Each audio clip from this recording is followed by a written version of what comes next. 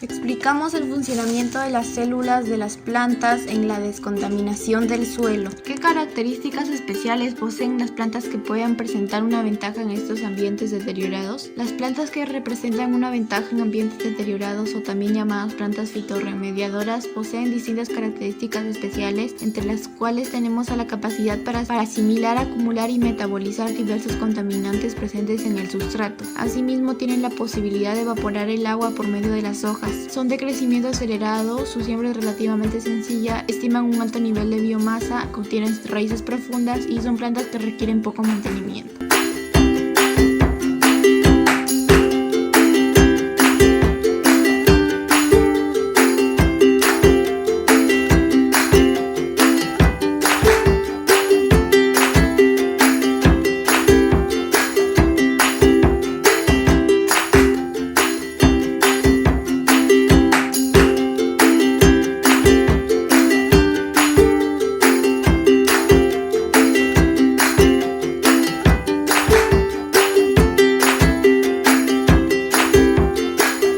Recurso 1. Las plantas y los metales pesados. Solemos prestar poca atención a las plantas, quizá porque son seres que no se pueden mover y no las vemos expresarse ni comunicarse con otros seres. No obstante, existen plantas asombrosas que viven en ambientes externos de los que no pueden huir. Un ejemplo de ello son las plantas que acumulan los metales pesados que estamos estudiando. Para lograrlo, estas plantas han desarrollado dos estrategias: excluir los metales o acumularlos en sus tejidos aéreos. La mayor parte de las especies que toleran la presencia de metales impiden su entrada por la raíz y su transporte a los tejidos fotosintéticos. ¿Cómo logran esto? Es necesario en este punto hablar de la estructura de la raíz y las características de sus células. ¿Por qué las plantas han desarrollado mecanismos de acumulación de metales? Las plantas han desarrollado mecanismos de acumulación de metales para su propia supervivencia. Existen varias hipótesis sobre el valor adaptativo de la hiperacumulación, pero la más actual es su función en la protección de la planta contra el estrés biótico causado por patógenos y herbívoros. ¿Qué mecanismos poseen las plantas para tolerar contaminantes del suelo?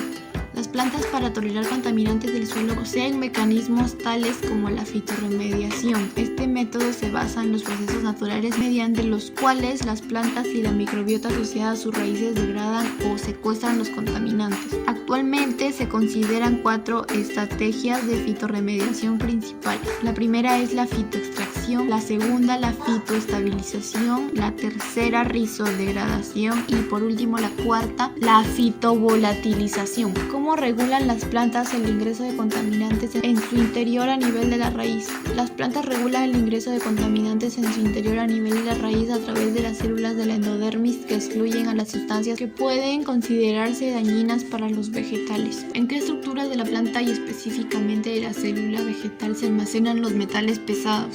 La estructura de la planta y específicamente de la célula vegetal, donde se almacenan los metales pesados o sustancias peligrosas que no pueden ser excretadas por la misma, es la gran vacuola central, la cual puede ocupar hasta 3/4 partes del espacio celular y tiene como función manejar los productos de desecho, o sea, esto significa que pueden deshacerse de los residuos. Analiza. Es mucho lo que sabemos acerca de las plantas hiperacumuladoras gracias a los avances científicos. Ellos han hecho posible la aplicación de estas plantas en procesos de descontaminación del suelo. Pese a ello, aún faltan muchos estudios para comprender los complejos procesos del funcionamiento de las plantas. ¿De qué manera crees que estos conocimientos puedan seguir ayudando en la descontaminación de suelos u otros procesos? Los conocimientos, así como los avances científicos y tecnológicos, nos pueden ayudar en el proceso de descontaminación de los suelos de las siguientes maneras. La primera es que se crean nuevos elementos químicos cotidianos que no contaminen el suelo. La segunda es que se estudian nuevas formas de recuperar los suelos. Y por último, la tercera es que se determina cuáles son las mejores maneras de urbanizar y cosechar sin producir erosión en los suelos. Reflexiona.